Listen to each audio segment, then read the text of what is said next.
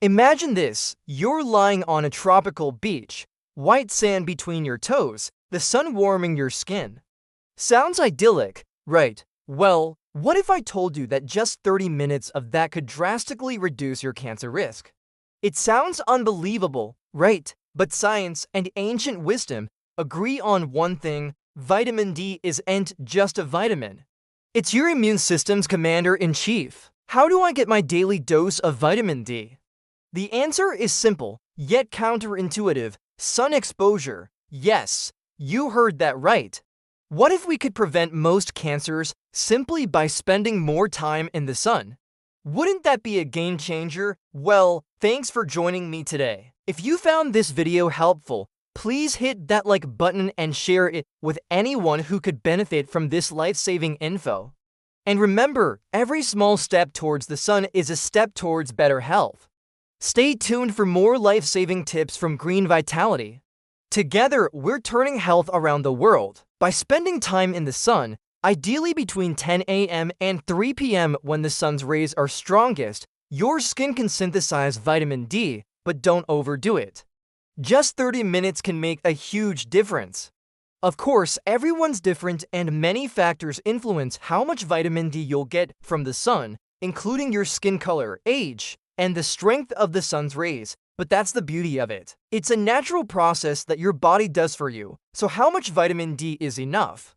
Well, according to experts, maintaining your blood vitamin D level between 40 to 60 ng per milliliter can reduce your cancer risk by up to 50%.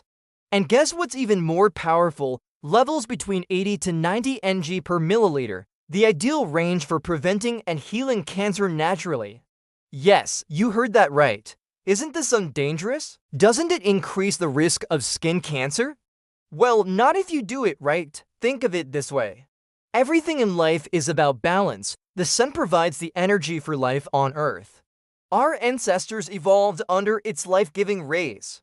But like any powerful force, too much of it can be harmful. That's why it's crucial to adapt gradually. Start with a few minutes each day and slowly build up your sun exposure. Over time, your skin will produce more melanin, antioxidants, and enzymes like glutathione to protect itself from UV damage. Eventually, you'll be able to enjoy the sun for longer periods without any negative effects. Vitamin D doesn't just help, it directs, it spots invaders. It orders your immune cells when to attack, how to attack. It's not practical and it deprives you of the numerous benefits the sun provides. Instead, let's take a balanced approach. Let's use the sun mindfully to boost our vitamin D levels and strengthen our bodies. After all, it's free, it's natural, and it's been with us since the dawn of humanity. So the next time you feel the sun's warm embrace, take a moment to appreciate its power to heal. Let it nourish your skin, boost your spirits, and strengthen your body's defenses.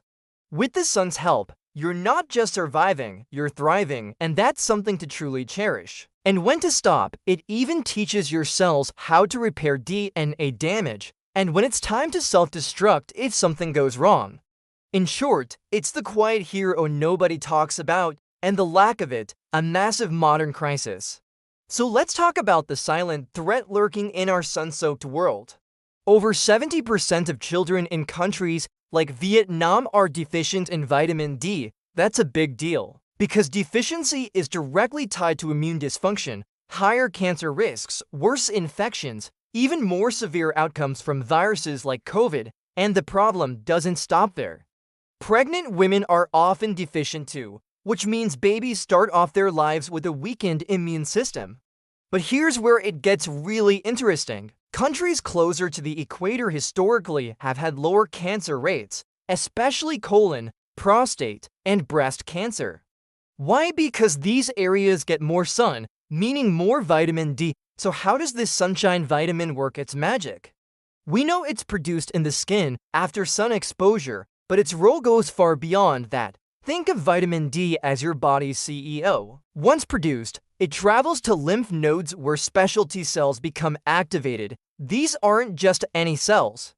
They're the executives of your immune system, the ones that make sure everything runs smoothly and identifies threats like cancer cells.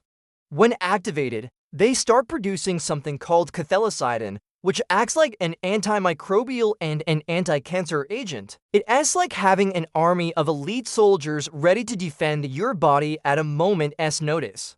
But that's not all. Vitamin D also helps regulate another protein called myeloperoxidase. This protein is like the body's quality control manager.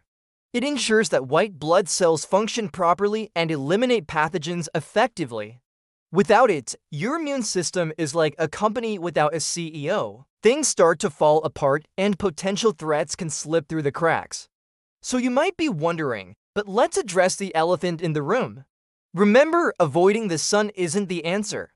That's like locking yourself in a room to avoid all risks. Now let's step back from the beach and zoom out to the bigger picture.